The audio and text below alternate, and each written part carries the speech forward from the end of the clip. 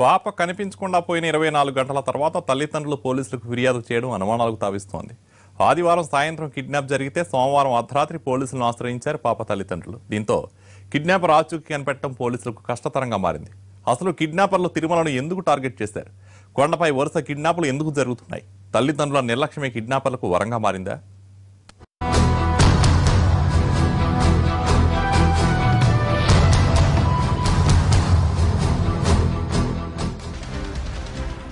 తిరుమలలో ఈ ఏడాదిలో ఇది 3వ కిడ్నాప్.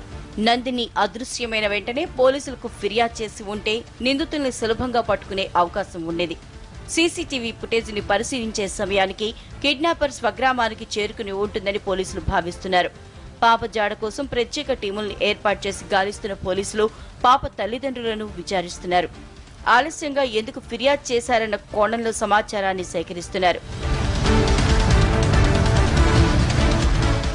నిత్యం రద్దీతో కిటకిట్లాడే తిరుమలలో చిన్నారుల వరుస కిడ్నాపులతో శ్రీవారి భక్తులు తీవ్ర భయాందోళనకు గురవుతున్నారు. ఒక ఘటన మర్చిపోకముందే మరో కిడ్నాప్ జరుగుతుండటం కలకలం రేపుతోంది. ఈ ఏడాదిలోనే 3 కిడ్నాప్ ఘటనలు భక్తులను ఉలిక్కిపడేలా చేస్తున్నాయి.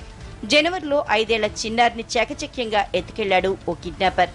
పోలీసుల కేసుని సవాల్గా తీసుకుని కిడ్నాపర్ని పట్టుకున్నారు. బాలికను తల్లిదండ్రులకు క్షేమంగా అప్పగించారు. అది మరిచిపోకముందే గత నెలలో మరో కిడ్నాప్ పోలీసులను ఉరకలు పరుగులు పెట్టించింది. అనంతపురం జిల్లా ఉరవకొండకు చెందిన వెంకటేష్ దంపతులు శ్రీవారి దర్శనం కోసం వచ్చి 2 రోజులు తిరుమలలోనే బస చేశారు. గొల్ల మండపం, నాథ నీరాజనం మండపం మధ్య ఉన్న ఖాళీ ప్రదేశంలో పిల్లలతో కలిసి నిద్రపోతున్నప్పుడు ఓ జంట 10 నెలల చెన్నకేశవుల్ని ఎత్తుకెళ్లింది. బాబును కిడ్నాప్ చేసి తమిళనాడులోని స్వగ్రామానికి వెళ్లిన జంటను అతి కష్టం మీద పట్టుకున్నారు పోలీసులు. ఆ ఘటన మర్చిపోకముందే ఇప్పుడు మరో కిడ్నాప్ షాక్ ఇచ్చింది. ఇలా వరుస ఘటనలు చూస్తుంటే తిరుమలలో పిల్లల భద్రత ప్రశ్నార్థకంగా మారింది. కిడ్నాపర్లు తిరుమలనే అడ్డాగా ఎంచుకోవటానికి అనేక కారణాలు వినిపిస్తున్నాయి. తిరుమలలో సాధారణ రోజుల్లో సైతం భక్తుల రద్దీ ఉంటుంది. ఇక సెలవు రోజుల్లో కిటకిట్లాడుతూ ఉంటుంది.